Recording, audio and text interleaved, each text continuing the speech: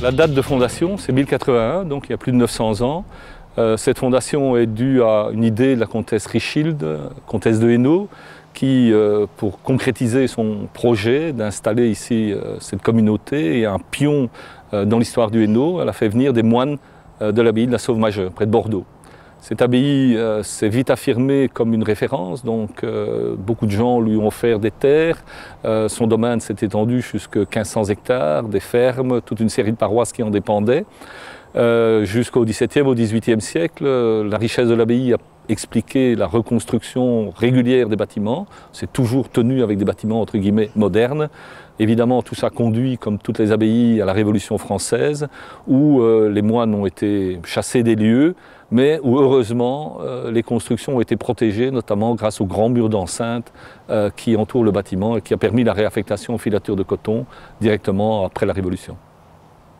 Alors aujourd'hui, l'abbaye de Saint-Denis, ancienne abbaye de Saint-Denis, est le siège d'un habitat groupé autogéré, d'une coopérative d'habitat groupé. C'est une coopérative qui est installée, créée en 1978 par des personnes qui ne se connaissaient pas au point de départ et qui ont décidé de se réunir autour d'un projet dont l'objectif était de maintenir l'unité du site, que ça conserve la forme d'un ensemble. Et deuxièmement, habitat groupé veut dire aussi une forme de coopération, une forme de vie ensemble.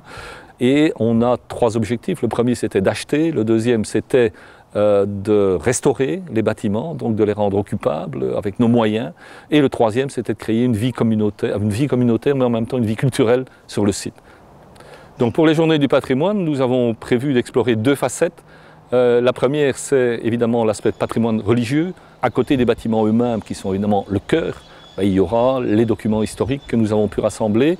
Et de ce point de vue-là, nous avons voulu, à cette occasion, faire une nouvelle image. Renouveler, rénover, rajeunir l'image de l'abbaye, l'image historique de l'abbaye. Deuxième facette, patrimoine philosophique. Nous sommes ici, la coopérative d'habitat groupé, depuis 40 ans. Et donc, nous voulons expliquer aux gens ce que nous y avons vécu, ce que nous avons réalisé et surtout la philosophie que nous en tirons. Et finalement, l'idée, là, c'est une abbaye, après la Révolution, ça devient à peu près n'importe quoi, ça peut devenir beaucoup de choses différentes, ça peut disparaître complètement, ça peut être rien que des ruines, mais ça peut aussi être un lieu de vie.